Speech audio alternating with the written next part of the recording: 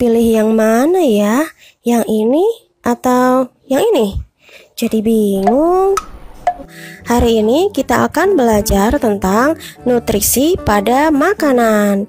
Disimak sampai habis ya videonya. Makanan sehat adalah makanan yang bergizi. Artinya harus mengandung nutrisi yang diperlukan tubuh.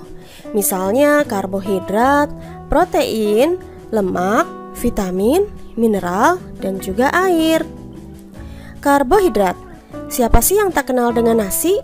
Nasi adalah makanan pokok masyarakat Indonesia. Nasi mengandung karbohidrat. Selain nasi, makanan yang mengandung karbohidrat yang lain adalah jagung, roti, kentang, tepung, sereal, dan lain-lain. Fungsi karbohidrat adalah sebagai sumber energi utama dalam tubuh. Setiap 1 gram karbohidrat menghasilkan 4,1 kilokalori.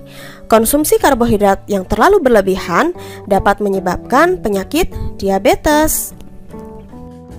Protein. Siapa yang sering makan 3T alias tempe, tahu, dan telur?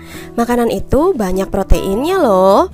Selain 3T tadi, makanan yang mengandung protein misalnya daging, ikan, susu, dan juga kacang-kacangan.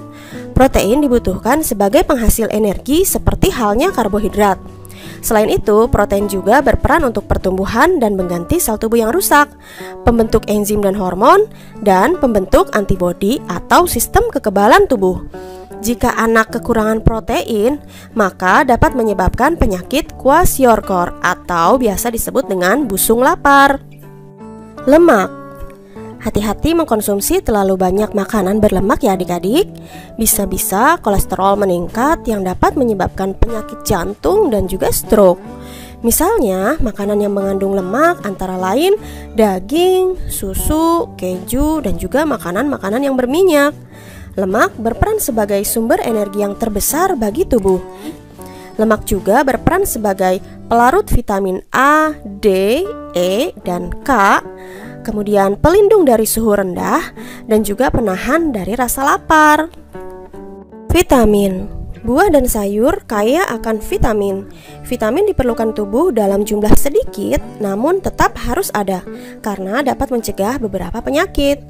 Vitamin ada yang larut dalam lemak dan ada juga yang larut dalam air. Vitamin yang larut dalam lemak antara lain vitamin A untuk menjaga kesehatan mata, vitamin D menjaga kesehatan tulang dan gigi, vitamin E menjaga kesehatan kulit dan alat reproduksi, dan vitamin K membantu proses pembekuan darah. Sedangkan vitamin yang larut dalam air antara lain vitamin B mengatur pertumbuhan dan metabolisme tubuh, dan vitamin C menjaga daya tahan tubuh dan kesehatan gusi. Mineral. Selain vitamin yang diperlukan dalam jumlah sedikit, mineral pun sama, tetapi tetap harus ada ya. Makanan seperti telur, susu, kacang panjang, jeruk, dan lain-lain banyak mengandung mineral.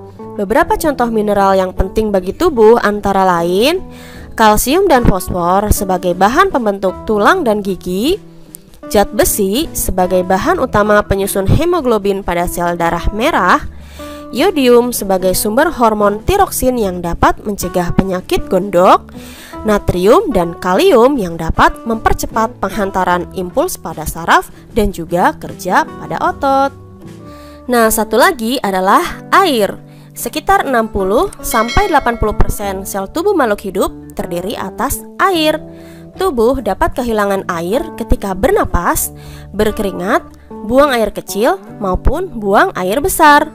Kehilangan air tersebut harus segera diganti dengan minum air sebanyak 2 liter atau 8 gelas sehari. Kekurangan air akan menyebabkan dehidrasi. Bukan hanya dari minum saja kita mendapatkan air, makanan pun banyak mengandung air, misalnya dari sayur-sayuran, buah-buahan seperti semangka, apel, jeruk, dan lain-lain. Nah, itulah penjelasan tentang nutrisi pada makanan. Kalau adik-adik harus memilih antara makanan bergizi dan cepat saji, mana yang adik-adik pilih? Ya jelas pilih makanan bergizi ya. Boleh sih mengkonsumsi makanan cepat saji, tapi tidak berlebihan.